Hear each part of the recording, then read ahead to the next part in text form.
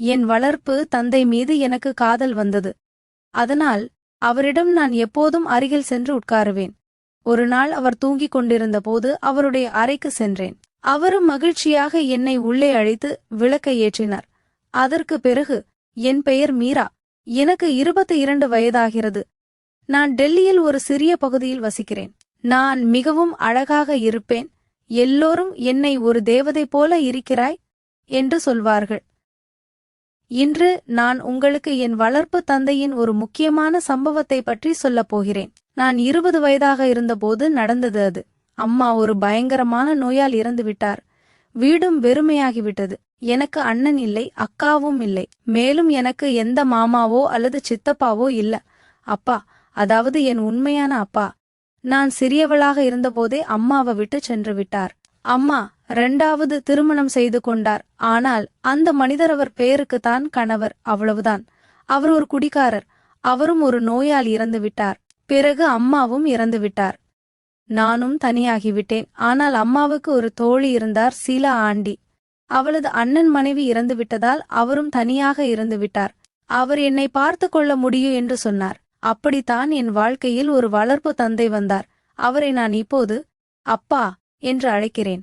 அவர் பெயர் ராஜ். அவருக்கு சுமார் 45 வயது இருக்கும். உயரமானவர், சற்று கம்பீரமாகவும் இருப்பார். முகத்தில் எப்போதும் இருக்கும் அந்த புன்னகை, ஆனால் கண்களில் லேசான சோகம். அவர் இயந்திரங்களை தயாரிக்கும் ஒரு சிறிய தொழிற்சாலையில் வேலை செய்கிறார். வீட்டிற்கு வரும்போது சோர்வடைந்து விடுவார். ஆனால் ஒருபோதும் புகார் செய்வதில்லை. முதல் முறையாக அவர் வீட்டிற்கு வந்தபோது நான் கதவை திறந்தேன். வெளியே வெயில் அதிகமாக இருந்தது. அவர் வியர்வையால் நனைந்து கையில் ஒரு பையுடன் நின்று கொண்டிருந்தார். மகளே மீரா, நான் தான் ராஜ், உன் அம்மாவின் தோழியின் சகோதரன். இனி நான் உன்னை பார்த்துக் கொள்வேன் என்று சொன்னார். அவரது குரல் எனக்கு ரொம்ப பிடித்திருந்தது. நான் அவரை உள்ளே அழைத்து சோபாவில் அமர வைத்தேன். நான் சமையலறைக்குச் சென்று தேநீர் போடச் சென்றேன். இந்த மனிதர் எப்படி இருப்பாரென்று யோசித்துக் கொண்டிருந்தேன். தேநீருடன் வந்தபோது அவர் எனது பழைய புகைப்பட ஆல்பத்தை பார்த்து கொண்டிருந்தார். நீ மிகவும் அன்பானவள் மீரா, அப்படியே உன் அம்மாவை போல என்று சொல்லி அவரது கண்கள் சிறிது நேரம் என்னை உற்று பார்த்தன. நானும் புன்னகைத்தேன். ஆனால் என் இதயத்தில் ஒரு சிறிய அசைவு ஏற்பட்டது. அந்த நிலைத்த பார்வை, அந்த பாராட்டு. பிறகு எங்கள் பயணமும் தொடங்கியது. வீடு சிறியதாக இருந்தது. 2 அறைகள், ஒரு சமையலறை மற்றும் ஒரு சிறிய முற்றம். ராஜாப்பா காலையில் சீக்கிரம் எழுந்து தேநீர் போட்டு என்னை எழுப்புவார். எழுந்திரு மகளே, கல்லூரிக்கு நேரமாகிவிட்டது என்று சொல்வார். ஆனால் அவரது குரலில் இருந்த பாசம் எனக்கு ரொம்ப பிடித்திருந்தது. நான் அப்போது கல்லூரியில் ஆர்ட்ஸ் படித்துக் கொண்டிருந்தேன். வீட்டிற்கு திரும்பும்போது அப்பா ஏற்கனவே வந்துவிடுவார். சோர்வாக இருந்தாலும் எப்போதும் சிரித்துக் கொண்டே இருப்பார். மாலையில் நாங்கள் ஒன்றாக உட்கார்ந்து டிவி பார்ப்போம். ஒரு நாள் அப்பாவின் சட்டை பொத்தான் உடைந்திருப்பதை நான் கவனித்தேன். அப்பா, என்ன இது? நான் தைத்து விடுகிறேன் என்று சொல்லி அவரது சட்டையை கலற்றி தரச் சொல்லி தைக்க ஆரம்பித்தேன். நான் ஊசி நூலால் சட்டையை தைத்துக் கொண்டிருந்தேன். ஆனால் என் கண்கள் சில சமயங்களில் அவர் மீதே சென்றன. ராஜா அப்பாவும் கேட்டார், உன் அம்மாவும் இப்படித்தான் வீட்டை பார்த்து கொள்வாரா என்று. மேலும் என் அருகில் வந்து என் கையை பிடித்தார். ராஜப்பா என்னிடம் ஒருபோதும் தவறாக எதுவும் பேசியதில்லை. ஆனால் சிறிய விஷயங்கள் என்னை சிந்திக்க வைத்தன. உதாரணமாக, ஒரு மாலை நான் வீட்டின் முற்றத்தில் யோகா செய்து கொண்டிருந்தேன். வெளியில் வெயில் அதிகமாக இருந்தது. அப்பா வெளியிலிருந்து வந்தார். என்னை பார்த்து நின்றார். மகளே, நீ மிகவும் ஆரோக்கியமாக இருக்கிறாய். இப்படியே ஆரோக்கியமாக இருக்க உன் யோகாவை தொடர்ந்து செய் என்று சொன்னார். ஆனால் அவரது கண்கள் என் மீது சிறிது நேரம் நிலைத்திருந்தன. நானும் சிரித்தேன். அப்பா, நீங்களும் முயற்சி செய்யுங்கள், நன்றாக இருக்கும். அவர் சொன்னார், நான் வயதானவன் ஆகிவிட்டேன். ஆனால் நாளை உன்னுடன் யோகா செய்வேன். அடுத்த நாளும் அவர் உண்மையிலேயே என்னுடன் யோகா செய்ய தொடங்கினார். அப்பொழுது ராஜப்பா ஆதரவுக்காக என் கையை பிடித்துக் கொண்டார். பத்திரமாக கீழே விழுந்து விடாதே என்றார். ஆனால் என் இதயம் துடித்தது. ஏன் என்று தெரியவில்லை. அன்று இரவு உணவின் போது அப்பாவும் கேட்டார், மீரா, இன்று நீ என்ன சமைத்தாய்? உன் கைகள் ஏதோ மந்திரம் செய்தது போல் உள்ளது என்பார். நானும் சிரிப்பேன். அப்பா, சாப்பாடு நல்லா இருந்ததற்கு இவ்வளவு பாராட்டா என்றேன். ஒரு முறை நான் ஒரு புதிய ஆடையை வாங்கினேன், ஒரு சேலை. வீட்டிற்கு வந்து அணிந்து பார்த்தேன். ராஜப்பாவை நோக்கி எப்படி இருக்கிறேன் என்று கேட்டேன். அவர் பார்த்து கொண்டே, மகளே, நீ ஒரு தேவதை போல இருக்கிறாய். ஆனால் வெளியே செல்லும்போது கொஞ்சம் கவனமாக செல் என்றார். அவரது கண்களில் ஏதோ மறைந்திருந்தது போல ஒரு பிரகாசம். எங்கள் வீட்டிற்கு அருகில் ஒரு பழைய கிணறு ஒன்று இருந்தது. இப்போது அது வற்றிவிட்டது. ஆனால் மக்கள் அங்கு அமர்ந்து பேசுவார்கள். ஒரு நாள் நானும் ராஜாப்பாவும் அங்கு சென்றோம். ஏனென்றால் ராஜப்பா ஏதோ பழைய பொருளை தேட வேண்டியிருந்தது. கிணற்றின் விளிம்பு உயரமாக இருந்தது. நான் அதை பார்க்க மேலே சென்றேன். அப்போது ராஜப்பாவும் தடுத்தார். கீழே விழுந்துவிட்டால் என்ன செய்வது? மிகவும் கவனமாக இரு என்று அப்பாவும் சொன்னார். நானும் ஏறி பார்த்தேன். காற்று வேகமாக வீசியது. நான் கீழே விழப்போனேன். என் அப்பா என்னை கீழே விழாமல் பிடித்துக் கொண்டார். நான் கீழே இறங்கினேன். நாங்களும் சிரித்தோம். ஆனால் என் மனதில் அந்த கேள்வி, அப்பா வேண்டுமென்றையா பிடித்தார்? இல்லை, ஒருவேளை உண்மையாக பிடித்தாரோ தெரியாமல் நடந்ததோ என்று தெரியவில்லை. பிறகு ஒருமுறை அப்பாவிடம் கிட்டார் வாசிக்க பிடிக்கும். அவரிடம் ஒரு பழைய கிட்டார் இருந்தது. மாலையில் வாசிப்பார். நானும் அவர் அருகில் அமர்ந்து கேட்பேன். ஒரு நாள் அவர், மீரா, நீயும் இதை கற்றுக்கொள் என்றார். நானும் சொன்னேன், எனக்கு கிட்டார் வாசிக்க தெரியாதே. அதற்கு அவர், நான் கற்றுக் கொடுக்கிறேன் என்றார். நானும், ஆமப்பா, கற்றுக் கொடுங்கள் என்றேன். அவர் என் பின்னால் நின்று என் கைகளை பிடித்து கற்றுக் கொடுத்தார். எனக்கு சற்று வித்தியாசமாக இருந்தது. நான் கிட்டார் வாசித்தபோது அப்பாவும் மகிழ்ச்சியடைந்தார். அடேங்கப்பா, மகளே, நீ நன்றாக வாசிக்கிறாய் என்றார். ஒரு உண்மையான தந்தை தன் மகள் வெற்றி பெறுவதைப் போல அவர் மிகவும் மகிழ்ச்சியடைந்தார். என் முந்தைய அப்பா கூட என் மீது இவ்வளவு பாசம் காட்டவில்லை. காலமும் கடந்து சென்றது. 20 வயதுக்கு மேலுமானது. கல்லூரியில் நண்பர்களும் கிடைத்தார்கள். ஆனால் வீட்டில் அப்பாதான் எல்லாம். ஒரு சமயம் எனக்கு உடல்நிலை சரியில்லாமல் போனது. காய்ச்சலும் இருந்தது. அப்பா விடுப்பு எடுத்துக்கொண்டார். என் அருகில் அமர்ந்தார். கவலைப்படாதே மகளே, நான் இருக்கிறேன் என்றார். ஆனால் மருந்து கொடுக்கும்போது அவரது பார்வை சற்று வித்தியாசமாக இருந்தது. ஆனால் இது ஒரு அப்பாவின் பாசமாக இருக்கலாம் என்று நினைத்தேன். இரவில் எனக்கு தூக்கமே வரவில்லை. அப்பா வந்து என் படுக்கையில் அமர்ந்து கதை சொல்ல ஆரம்பித்தார். அவரது குரல் அமைதியை தந்தது. ஆனால் நான் இதற்கு என்ன அர்த்தம் என்று நினைத்தேன். ஆனால் ஒன்றுமில்லை, ஆறுதல் மட்டுமே. பிறகு கதை கேட்டுக்கொண்டே நானும் தூங்கிவிட்டேன். இதுதான் ஒரு நல்ல அப்பாவின் பொறுப்பு. எங்கள் வீட்டில் ஒரு பழைய பரண் இருந்தது. அங்கு பழைய புத்தகங்கள் வைக்கப்பட்டிருந்தன. ஒரு நாள் நான் அங்கே ஏதோ தேடச் சென்றேன். ஆனால் படிக்கட்டுகளில் இருந்து கீழே விழப்போனேன். அப்பா கீழே இருந்தார். அவர் என்னை கீழே விழாமல் உடல் முழுவதும் கட்டி அணைத்து பிடித்துக் கொண்டார். கவனமாக இரு மீரா, என்ன செய்கிறாய்? நீ விழுந்திருந்தால் என்று அவர் கோபமாக சொன்னார். நானும், மன்னிக்கவும் அப்பா, இனி கவனமாக இருப்பேன் என்றேன். அப்பா, உன்னை தவிர எனக்கு இந்த உலகில் வேறு யாரும் இல்லை. உனக்கு ஏதாவது நடந்தால் நான் எங்கே போவேன் என்றார். அவரது கண்களில் கண்ணீர் இருந்தது. நான் அவரது கண்களில் கண்ணீரை துடைத்து, அப்பா, இனி அப்படி நடக்காது என்றேன். பிறகு மெதுவாக அப்பா எனக்கு வணிகம் கற்றுக் கொடுக்க ஆரம்பித்தார். மகளே, வாழ்க்கையில் பலமாக இரு என்பார். நாங்கள் சில சமயங்களில் ஒன்றாக தொழிற்சாலைக்கு செல்வோம். அங்கே நான் இயந்திரங்களை பார்ப்பேன். அப்பா அதை பற்றி சொல்லியும் கொடுப்பார். ஒரு முறை என் கை ஒரு இயந்திரத்தில் சிக்கிக் கொண்டது. அப்பா என் கையை எடுத்து மருந்து போட்டு, ரொம்ப வலிக்கிறதா என்று கேட்டார். என் உண்மையான அப்பா கொடுக்க முடியாத அன்பை இந்த அப்பா கொடுக்கிறார் என்று நான் நினைத்தேன். நான் யோசனையிலும் இருந்தேன். அப்பா என்னை பார்த்து, என்னவாயிற்று? நீ என்ன யோசித்துக் கொண்டிருக்கிறாய் என்று கேட்டார். நான் நினைவு பெற்று, ஒன்றுமில்லை அப்பா என்றேன். பிறகு எனக்கு 23 வயதானது. ராஜப்பா சில சமயங்களில் என்னை வித்தியாசமான கண்களால் பார்ப்பார். ஆனால் அவர் எதுவும் சொன்னதில்லை. ஒரு நாள் மாலை நாங்கள் வீட்டின் மொட்டை மாடிக்கு நட்சத்திரங்களை பார்க்க சென்றோம்.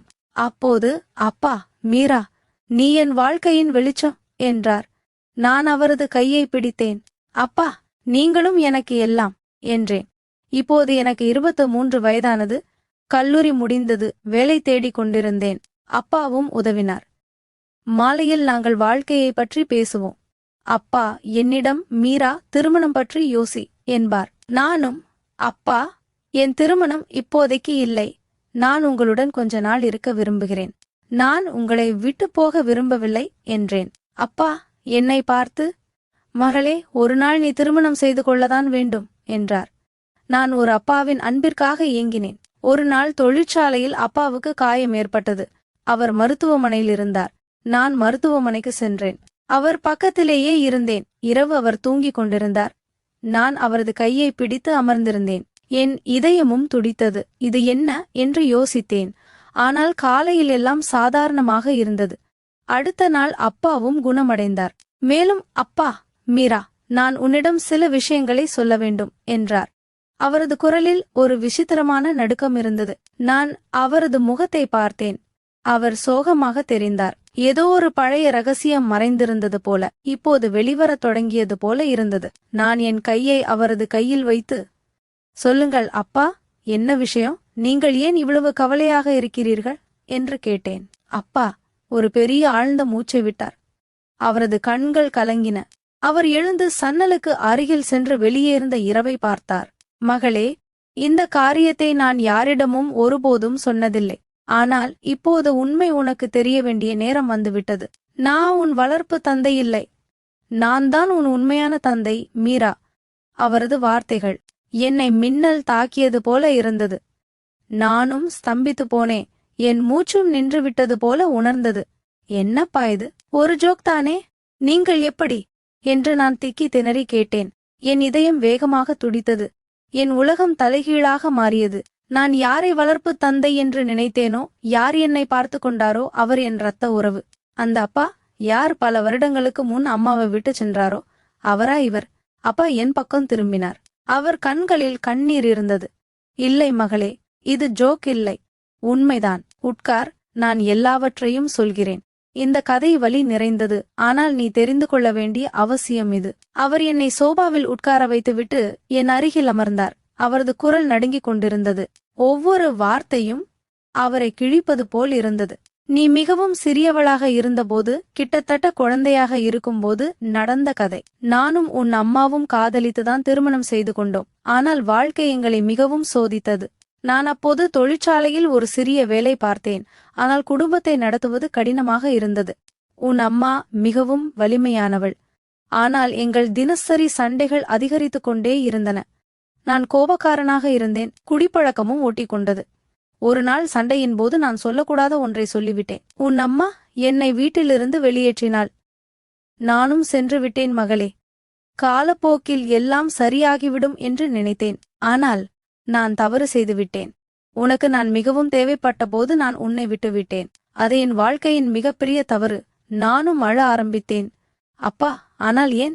நீங்கள் எங்களை விட்டு வேறு ஒருவருக்காக சென்று விட்டீர்கள் என்று அம்மா எப்போதும் சொல்வார். அது உண்மையா? என் குரலில் வலி இருந்தது. பழைய காயங்கள் மீண்டும் ஆறாமல் ஆனது போல. அப்பா தலை தாழ்த்தி கொண்டார். இல்லை மீரா, அது உன்னை பாதுகாக்க உன் அம்மா சொன்ன போய். நான் வேறு யாருக்காகவும் செல்லவில்லை. நான் உடைந்து போனேன். நகரத்தை விட்டு விலகி ஒரு சிறிய கிராமத்திற்கு சென்றேன். அங்கே நான் என் புதிய வாழ்க்கையை தொடங்கினேன். குடிப்பதையும் நிறுத்தினேன். கடினமாக உழைத்தேன்.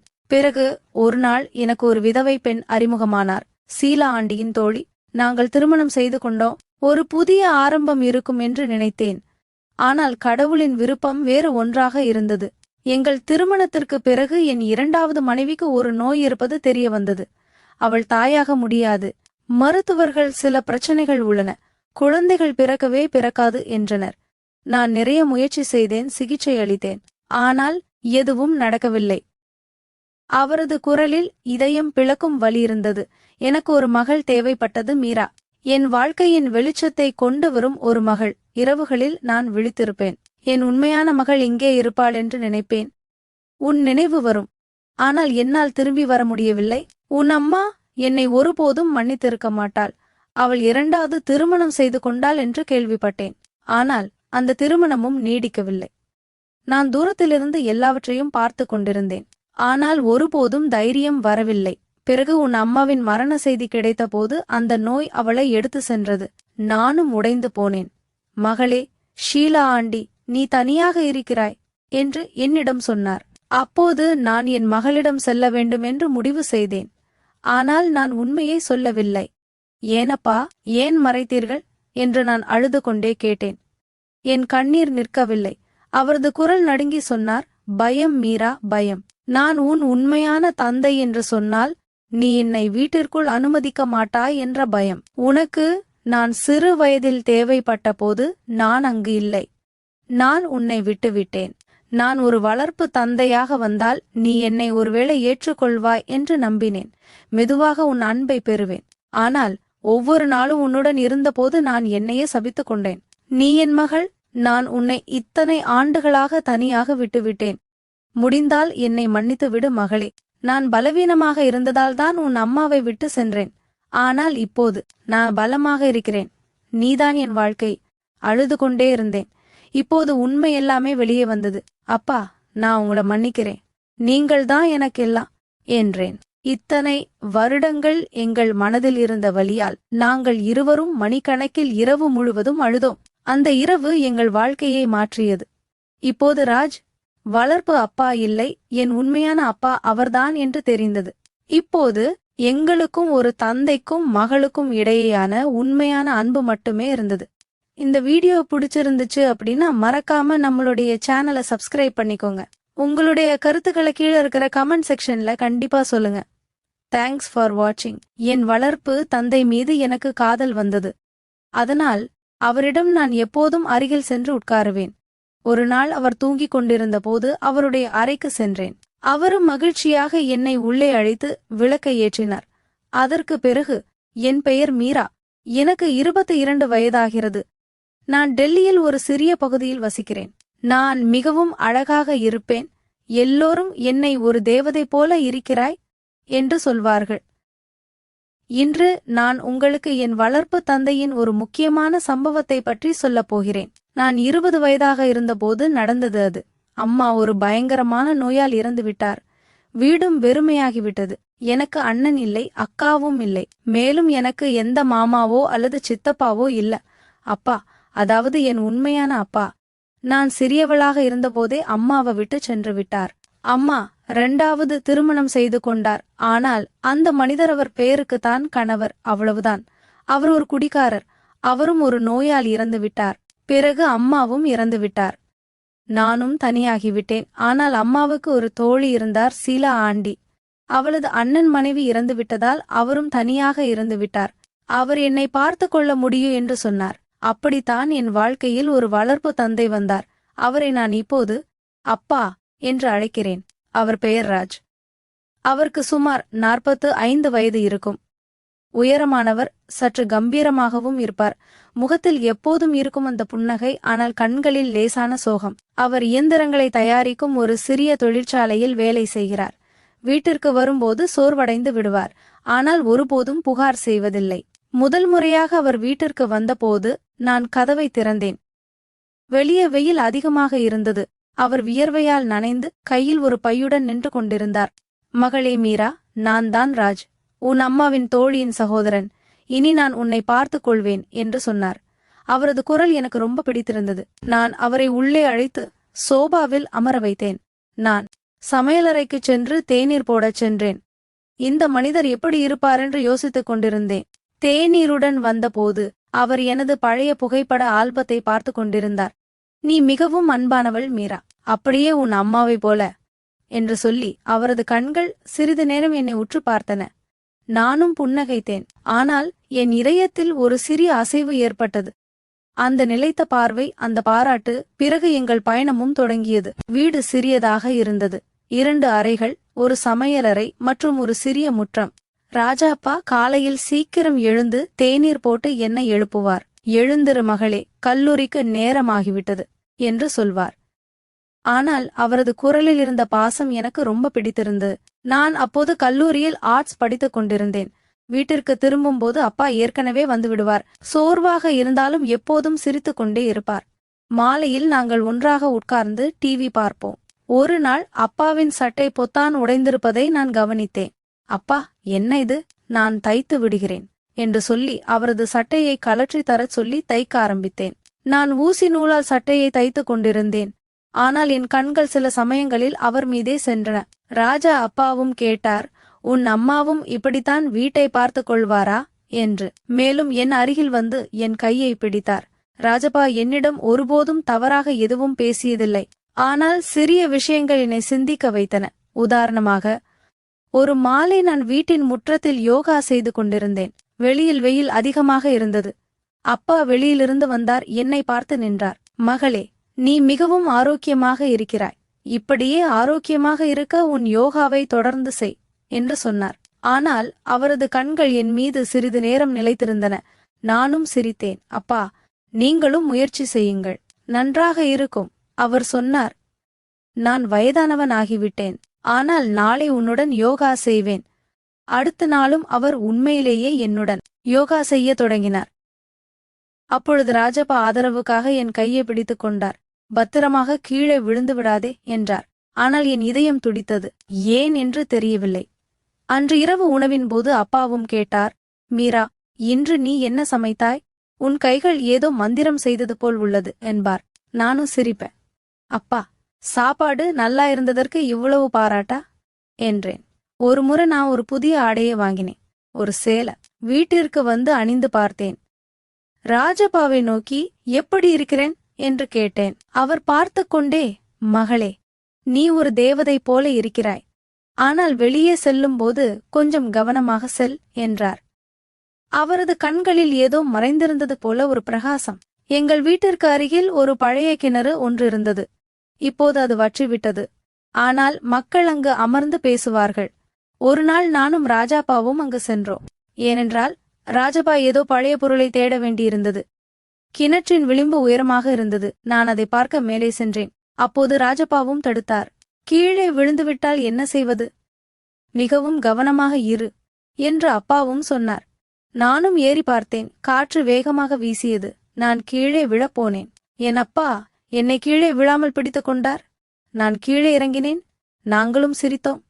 ஆனால் என் மனதில் அந்த கேள்வி, அப்பா வேண்டுமென்றையா பிடித்தார்? இல்லை, ஒருவேளை உண்மையாக பிடித்தாரோ, தெரியாமல் நடந்ததோ என்று தெரியவில்லை. பிறகு ஒருமுறை அப்பாவிடம் கிட்டார் வாசிக்க பிடிக்கும். அவரிடம் ஒரு பழைய கிட்டார் இருந்தது. மாலையில் வாசிப்பார். நானும் அவர் அருகில் அமர்ந்து கேட்பேன். ஒரு நாள் அவர், மீரா, நீயும் இதை கற்றுக்கொள் என்றார். நானும் சொன்னேன், எனக்கு கிட்டார் வாசிக்க தெரியாதே. அதற்கு அவர், நான் கற்றுக் கொடுக்கிறேன் என்றார். நானும், ஆமப்பா, கற்றுக் கொடுங்கள் என்றேன். அவர் என் பின்னால் நின்று என் கைகளை பிடித்து கற்றுக் கொடுத்தார். எனக்கு சற்று வித்தியாசமாக இருந்தது. நான் கிட்டார் வாசித்தபோது அப்பாவும் மகிழ்ச்சியடைந்தார். அடேங்கப்பா, மகளே, நீ நன்றாக வாசிக்கிறாய் என்றார். ஒரு உண்மையான தந்தைதான். மகள் வெற்றி பெறுவதைப் போல அவர் மிகவும் மகிழ்ச்சியடைந்தார். என் முந்தைய அப்பா கூட என் மீது இவ்வளவு பாசம் காட்டவில்லை. காலமும் கடந்து சென்றது. 20 வயதுக்கு மேலுமானது. கல்லூரியில் நண்பர்களும் கிடைத்தார்கள். ஆனால் வீட்டில் அப்பாதான் எல்லாம். ஒரு சமயம் எனக்கு உடல்நிலை சரியில்லாமல் போனது. காய்ச்சலும் இருந்தது. அப்பா விடுப்பு எடுத்துக்கொண்டார். என் அருகில் அமர்ந்தார். கவலைப்படாதே மகளே, நான் இருக்கிறேன் என்றார். ஆனால் மருந்து கொடுக்கும்போது அவரது பார்வை சற்று வித்தியாசமாக இருந்தது. ஆனால் இது ஒரு அப்பாவின் பாசமாக இருக்கலாம் என்று நினைத்தேன். இரவில் எனக்கு தூக்கமே வரவில்லை. அப்பா வந்து என் படுக்கையில் அமர்ந்து கதை சொல்ல ஆரம்பித்தார். அவரது குரல் அமைதியை தந்தது. ஆனால் நான் இதற்கு என்ன அர்த்தம் என்று நினைத்தேன். ஆனால் ஒன்றுமில்லை, ஆறுதல் மட்டுமே. பிறகு கதை கேட்டுக்கொண்டே நானும் தூங்கிவிட்டேன். இதுதான் ஒரு நல்ல அப்பாவின் பொறுப்பு.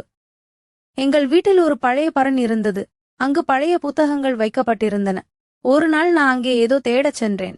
ஆனால் படிக்கட்டுகளில் இருந்து கீழே விழப்போனேன். அப்பா கீழே இருந்தார். அவர் என்னை கீழே விழாமல் உடல் முழுவதும் கட்டி அணைத்து பிடித்துக் கொண்டார். கவனமாக இரு மீரா, என்ன செய்கிறாய்?